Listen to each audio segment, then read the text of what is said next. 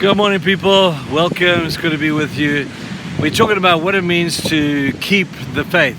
The Apostle Paul used that phrase right towards the end of his life, and he stressed the importance of finishing well, and keeping the faith is part of what finishing well looks like. Well, we've been talking about what it means to keep something because you have it. You've got to have faith to be able to keep it. And then we've been talking about in order to keep something, you may have to let something go. Yesterday we spoke about letting the past go, let the failures go, let your worries go, let your guilt go, let your shame go, let that stuff go, people. It's not going to help you at all. Let it go. Now I want to tell you, in order to, once you've let something go, the next step is to hold on. So it's continually letting go, holding on, letting go, holding on. And that's what I guess the Christian experience is very much like. Let go of your sin, let go of your bad habits, let go of that, but hold on to a few things. Now, if I had more time and would have turned this into a 3-point sermon, I would tell you, you've got to hold on to Jesus above all else. You've got to hold on to the promises of God. You've got to hold on to the history of people who have great faith stories to tell, and apply those great faith stories. Hold on to those really good things. But here's a couple of things I want you to really hold on to. Hold on to the fact that God is God and you are not. You know, if I was God, I would probably do things a little bit differently, but I'm not God. But I hold on to the fact that God's ways are better than my ways. I hold on to the fact that even though the evidence suggests otherwise, God is still in control. And I look to some of the heroes of our faith. Look to people like Abraham and Job and these most amazing people who held on to God despite the evidence that would suggest that God didn't even exist, despite the evidence that God was even in control. You hold on to those beautiful truths. You never let those things go. I remember telling you a little fairy tale a while back. Many of you might remember it, about a prince and a princess who found one another, and they wanted to get married. They fell in love and they wanted to get married. But there was a wicked witch from across the hills, and she came and she kidnapped the prince, and she took the prince to her castle, and she locked him in the castle. The princess didn't know where he was. She thought he had died. She thought he was gone, and she thought she would never see him again. But one day the prince in the castle got a little servant person who walked past and said, "Please, I've written this note. Will you please take it to the princess? She needs to read my note." And so this little guy runs off with the note. The wicked witch didn't know anything about it. And in the note it said this.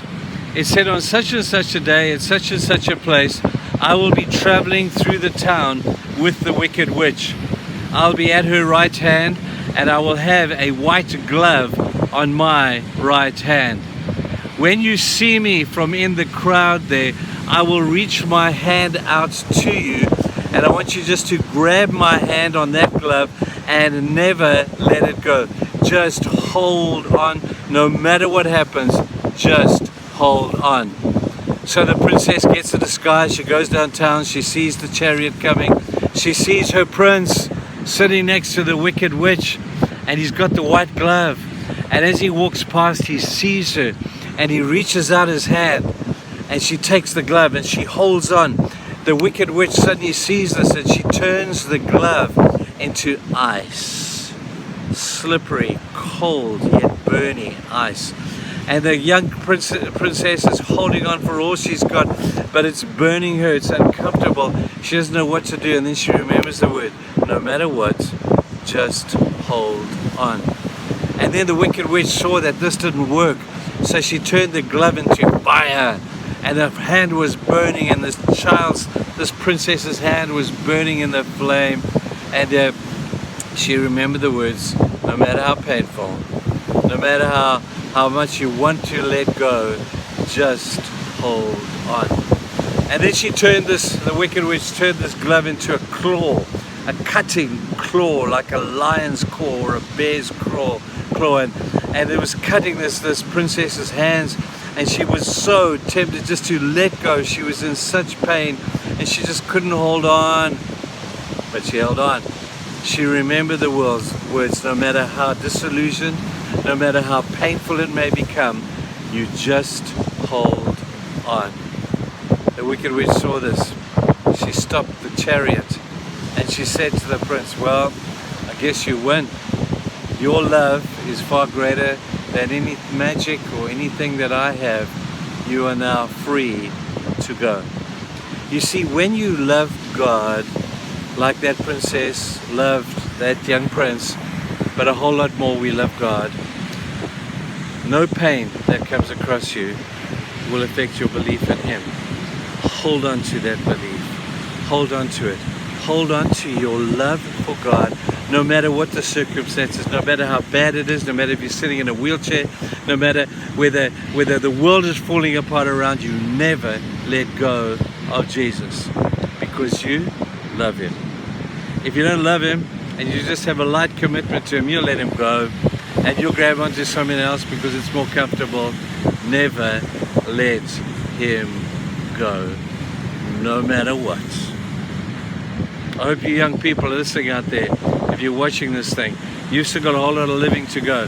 Please never forget this little story. Never let go of Jesus. You have a good day. Bye-bye.